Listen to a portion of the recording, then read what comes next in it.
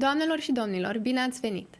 Mă numesc Ana Maria Ghețu și vă invit la emisiunea Dincolo de Graniță la Ascro TV, un proiect realizat în parteneriat cu Departamentul pentru Românii de Pretutindeni. Emisiunea noastră va cuprinde o serie de interviuri cu oameni de seamă din lumea culturală românească, care își desfășoară activitățile peste hotare, iar ca atare ne reprezintă favorabil identitatea națională pe diverse platforme internaționale. Vă invit să urmăriți!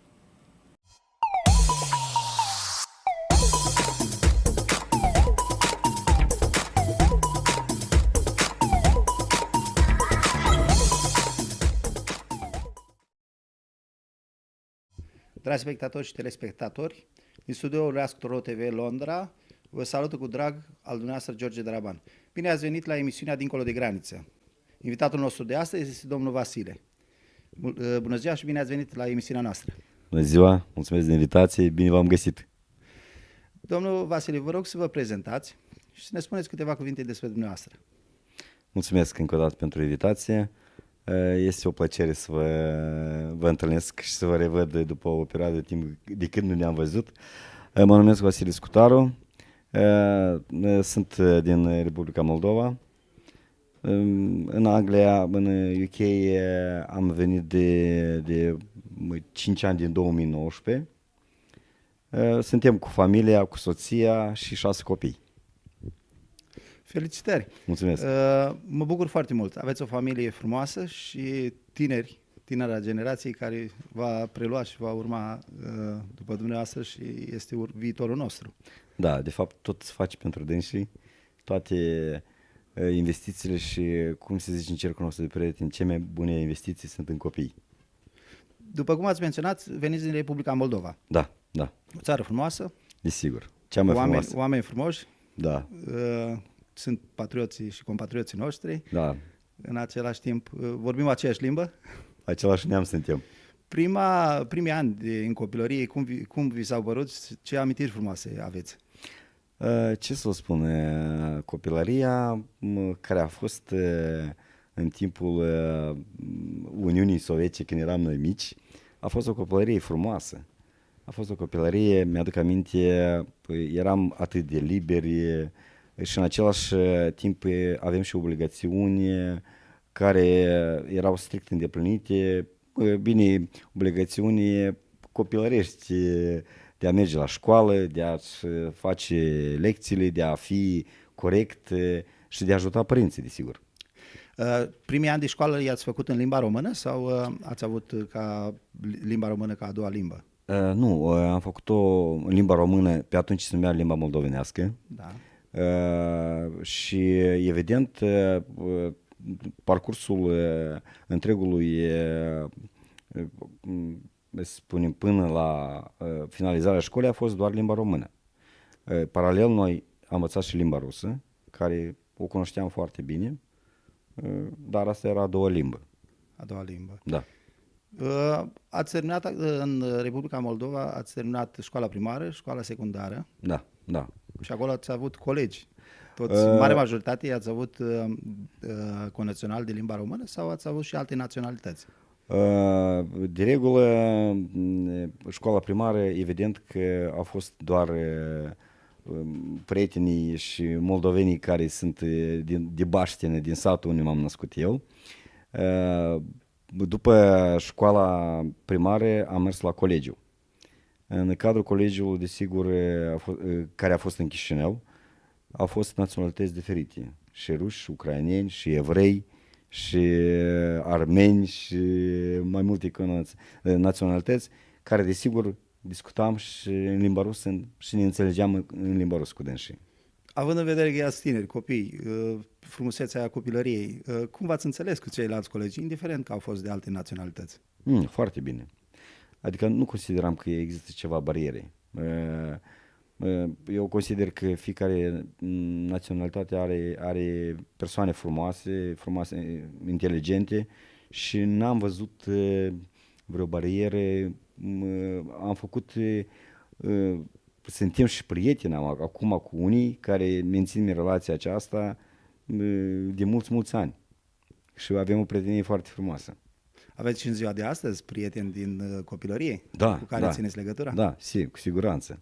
Care nu ne întâlnim atât de des, dar ținem legătura. Cu ocazia, când apar unele ocazii, ne întâlnim, dar cu părere de rău nu atât de des. Școala și învățătura din Republica Moldova, din țara din care veniți, este baza care v-a pus dumneavoastră viitorul. Da. Credeți că v-a fost de folos această învățătură sau a fost suficient de pregătirea pe care ați făcut-o pentru a vă descurca și când ați decis să mergeți să circulați internațional? Da, consider că a fost o bază foarte bună și am primit cunoștințe și să zic eu, au fost chiar profesori de calitate în perioada chiar școlii primare. După aia am mers la colegiu care consider că a fost foarte de folos. După aia am mers la Academie de Studii Economice, unde am mers la Facultatea de Economie și Contabilitate și corespunzător apreciez și sunt foarte bucuros pentru rezultatele atinse și ceea ce am primit în cadrul didactic. Deci și partea universitară, studiile universitare le-ați făcut în Republica Moldova. Da, da. Ați hotărât să vă căsătoriți. Mă gândesc că v-ați găsit partea dumneavoastră și Da. soția este tot din Republica Moldova? Da, tot de Republica de Moldova, din Chișinău. A fost o întâlnire surprinzătoare și o întâmplare de care îmi mulțumesc Bunului Dumnezeu. Datorită și cu susținerea ei, evident, aveam așa o familie frumoasă și sunt mulțumit. Doamna, ați cunoscut-o în universitate sau din alte? Nu. În alte împrejurări? Deci soția mea face partea, adică a studiat juridica la altă universitate. Cum și v-am spus, a fost o întâlnire întâmplătoare. Dumnezeu are grijă de toți, consider. E foarte frumos. Și ați hotărât să vă căsătoriți. Da. O mare perioadă după ce ați terminat studiile, ați profesat în Republica Moldova. Bineînțeles, cred că asta a fost înainte sau după ce a devenit stat independent Republica Moldova? Deci, deja când eram în Academie de Studii Economice, Republica Moldova era independentă. Corespunzător, noi am fost primii care câteodată eram pe baricadele, să zicem, primii pași a Republicii Moldova pentru a merge pe calea independenței. Noi atunci eram studenți, eram flăcărați, eram cu o viziune că lucrurile se vor schimba spre bine. După finalizarea Academiei Studii Economice, eu am început activa în domeniul bancar. Adică asta a fost începutul meu, primul meu job în o bancă comercială și corespunzător până a venit în Anglia, am lucrat doar în sistemul bancar. În Republica Moldova, având în vedere că statul a devenit independent exact în perioada când ați terminat studiile, această trecere vi s-a părut grea, ușoară sau a fost un moment de provocare foarte serios? Pentru că erați tinerii care ați preluat ștafeta, Da. cu o schimbare totală de gândire Da, cu și siguranță. cu mult mai mult efort de muncă. Da, a fost ceva complet diferit.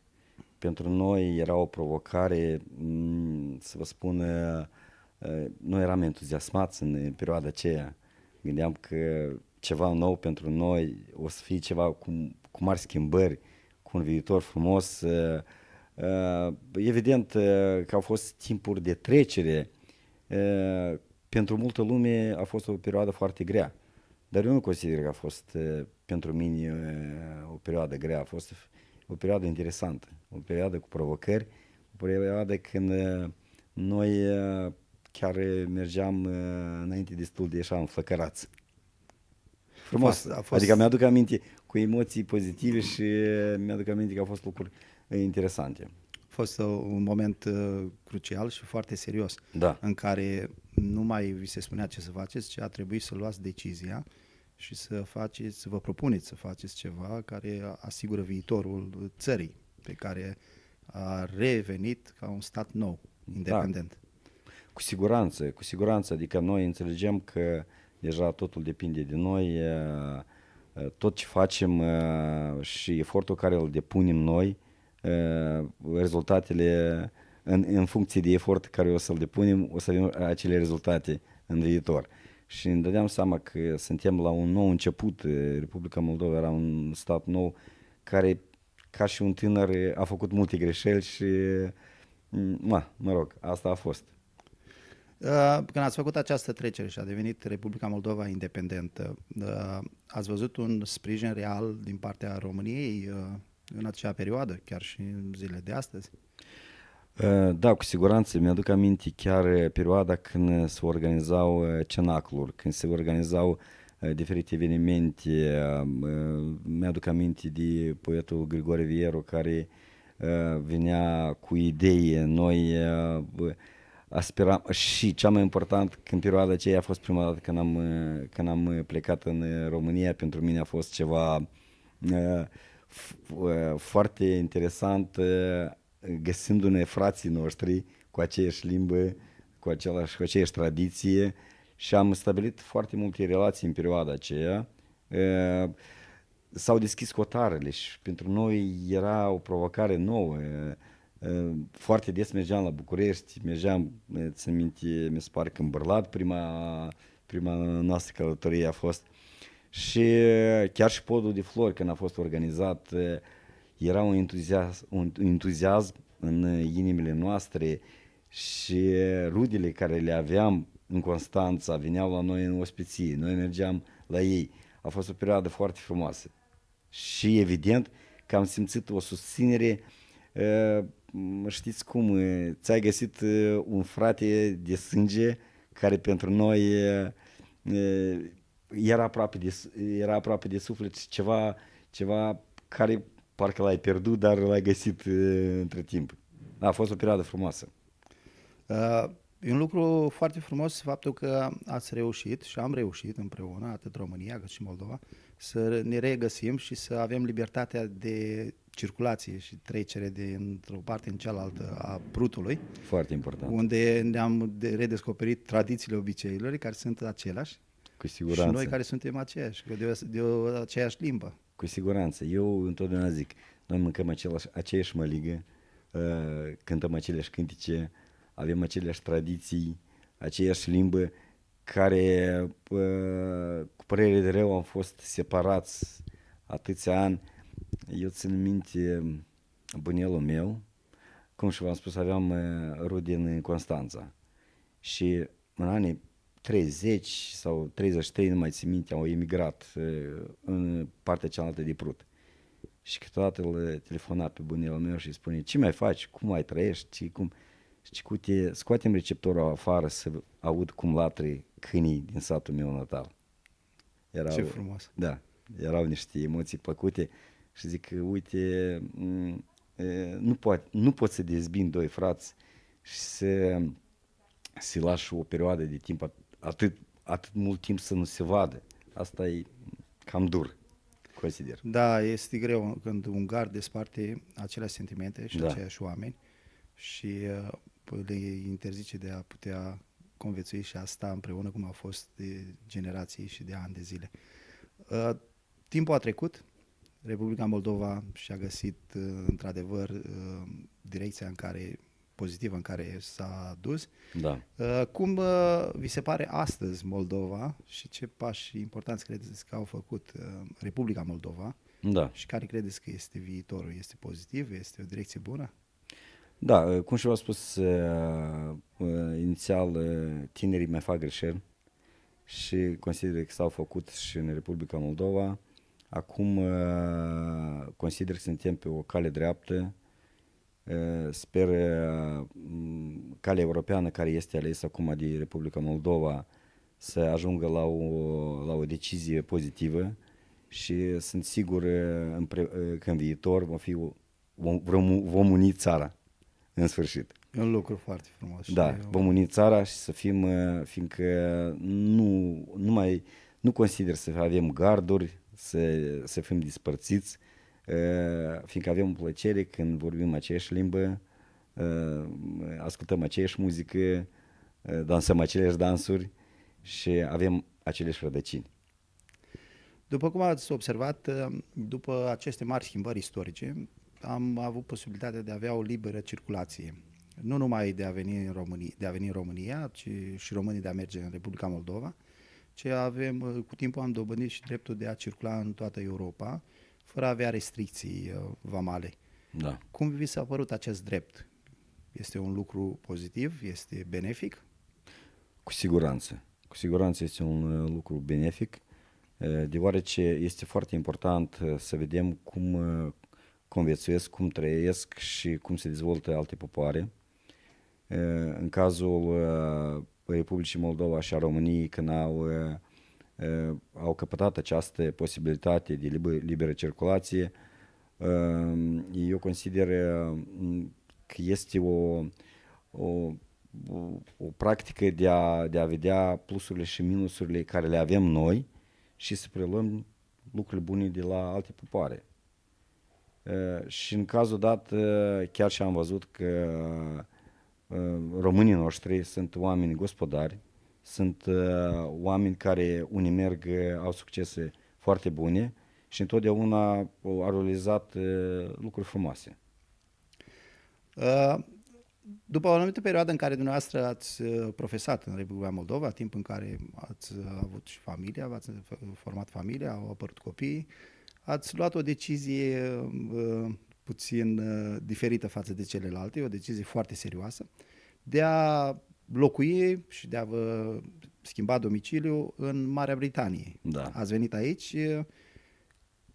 Prima dată când ați luat decizia, cum vi s-a părut? A fost ușor sau a fost mai greu? Da, a fost o decizie luată, de fapt a fost o decizie spontană. Bine, noi gândeam cumva între timp, într-o perioadă de 5, poate 10 ani, când aveam primul copil, când a apărut în 2006, dar a fost o decizie spontană, care a fost chiar puțin șocați de faptul că ni s-a pus această alegere și noi trebuia să o facem. Ori rămânem în Republica Moldova, ori emigrăm în UK. Nu a fost ușor. Nu a fost ușor pentru noi. A fost o situație așa cam șocantă. Eu mi-aduc aminte sentimentele, parcă priveam ceea ce facem dintr-o parte și mă gândeam că asta nu se întâmplă cu noi. Nu a fost ușor, desigur. Nu a fost ușor. Îmi imaginez că a fost o decizie rapidă. Rapidă, da. În care ați hotărât să veniți în Marea Britanie. Când ați venit aici, ați cunoscut persoane la care ați venit sau ați venit pe cont propriu și ați pornit? Nu, de fapt vreau să mulțumesc surorii mele care ne-a ajutat. Ea a fost pista și ajutorul de a veni în Marea Britanie, ea cu prietena ei. Desigur, a fost foarte greu pentru noi, a fost total diferit de a traversa strada, lucrurile erau complet diferite care trebuia să ne acomodăm, acestea au fost niște provocări pentru noi, fiindcă adică în fiecare zi era ceva nou. Să spunem, noi am ieșit din zona de confort și am început tot de la zero. Ca toată lumea care și vine în oricare altă țară nouă. Când ați ajuns, v-ați stabilit în ce oraș în Marea Britanie? Ne-am stabilit în Londra, inițial cum și am venit, în partea de sud a Londrei, unde practic și acum suntem. Nu am avut de ales, așa a ieșit. Fiindcă foarte important este, și toată lumea cunoaște, tot se începe de la chiria unei case. Da. Și sora ne-a ajutat pe intermediul unui prieten care ne-a ajutat cu chiria și corespunzător s-a început viața în UK din Londra. Ați început o nouă experiență într-un stat total diferit, cu alt fel de educație, dar este democrația pe care am dorit-o dintotdeauna și ați avut posibilitatea să veniți să învățați aici, direct la sursă. Cu siguranță ceva nou. Evident că democrația, pe lângă democrație sunt și obligațiuni care trebuie să le respecti și sunt reguli care trebuie să se conformezi.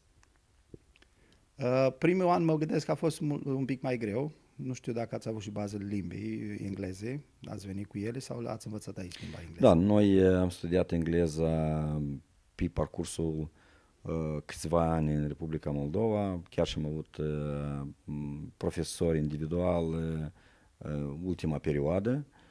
Cunoșteam limba, ne gândeam că noi o cunoaștem, dar venind aici am înțeles că mult nu cunoaștem din limba engleză. N-a fost ușor, dar cu baza care am primit-o din Republica Moldova ne-am descurcat.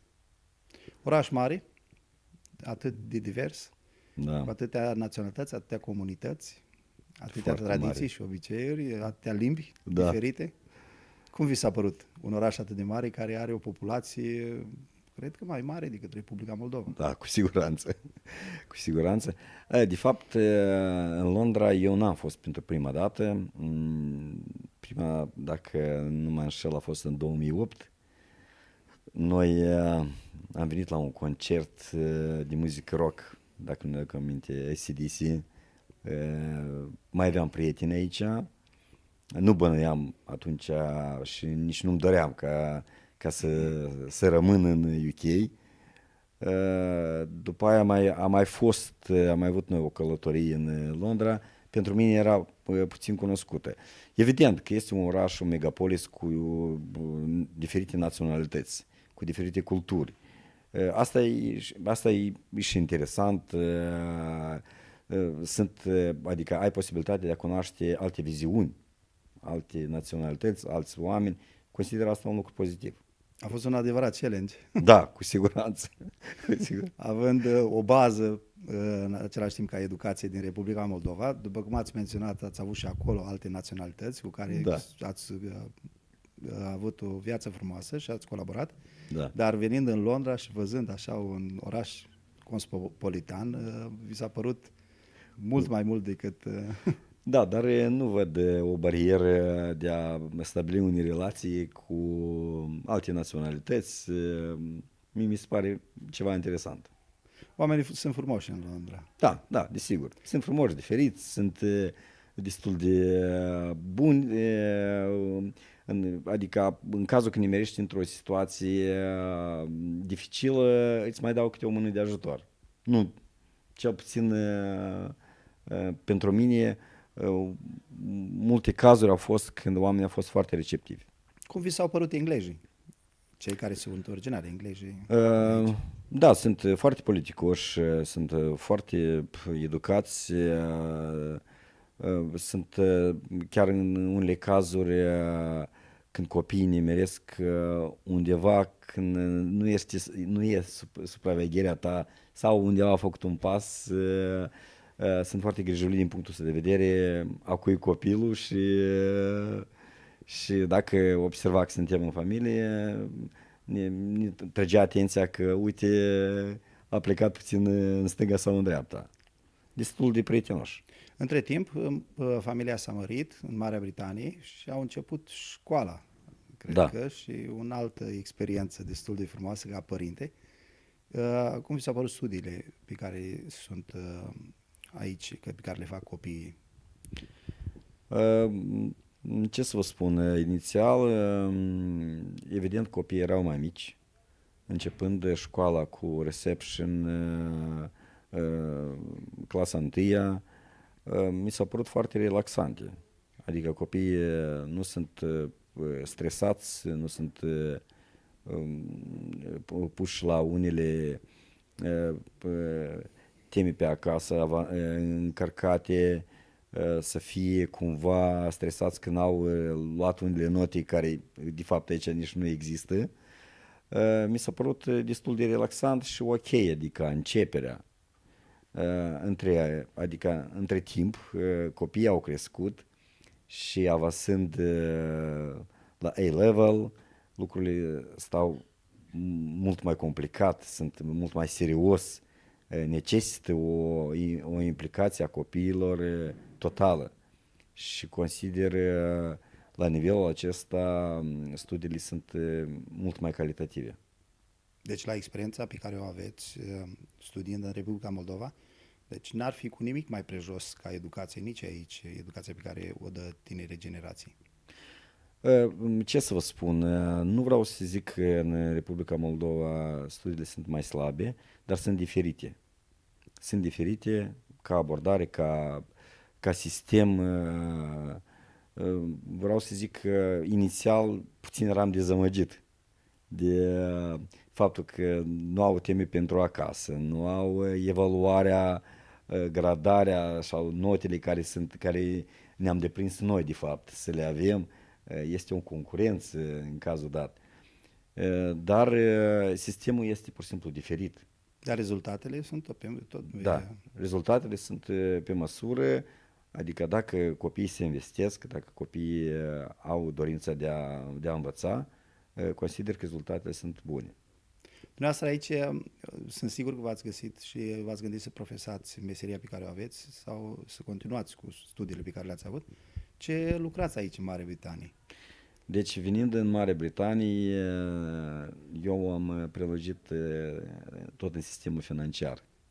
Fiind din Moldova în sistemul bancar, aici am început într-o companie de contabilitate. Corespunzător, evident că aveam nevoie și de a face niște studii. Am mers la un colegiu de business și administrare. După ce am nefinalizând colegiul de business administrare, am mers la un colegiu de contabilitate. Evident, când doream să-mi ridic nivelul de studiu, evident că sistemul complet este diferit și era necesar pentru mine să trec acestea școlarizări și corespunzător am început cu contabilitatea, care mă prelungește și până acum. După cum știm, în domeniul contabil și contabilitatea sunt mulți, atât români cât și moldoveni, care au companii aici, business-uri mici, mijlocii, mari. Cu ocazia asta ați avut posibilitatea să vă întâlniți cu comunități românești. Evident. Cum vi s-au părut comunitățile moldovenești și românești? A fost super, având în vedere trecerea să nu fie atât de șocantă. Practic, portofoliul de clienți erau românii noștri, moldovenii noștri, care erau o plăcere să conlucrez și să acorde acestor servicii tot la ai noștri. Fiindcă, inițial, cum și v-am spus, limba poate nu era la nivelul corespunzător ca să oferi servicii profesioniste englezilor. Și corespunzător, trecerea asta a fost lentă și mi-a plăcut să întâlnesc cu naționalii noștri și să fac cunoștință cu mulți oameni frumoși. Mă gândesc că a fost o plăcere, pentru că și ei erau la început, atunci când ați început și dumneavoastră Evident. să practicați meseria în Marea Britanie și ați crescut împreună cu ei. Cum vedeți viitorul concetățenilor noștri în Marea Britanie? Au un viitor pozitiv? Da, cu siguranță. Cum și v-am spus, uneau măs românii noștri întotdeauna au demonstrat de seriozitate, întotdeauna au demonstrat faptul că sunt muncitori calificați, fiecare cu meseria lui și-a făcut lucrurile, și-a făcut treaba destul de calitativ și consider chiar și englezii, mulți englezi sunt satisfăcuți și sunt în căutarea profesioniștilor în diferite domenii de români. Eu știu foarte mulți. Deci românii sunt o naționalitate serioasă, Da. muncitoare Da. și responsabilă pentru ceea ce face. Da, Și cu foarte siguranță. frumos s-au integrat. Da, cu siguranță și au rezultate foarte frumoase în UK.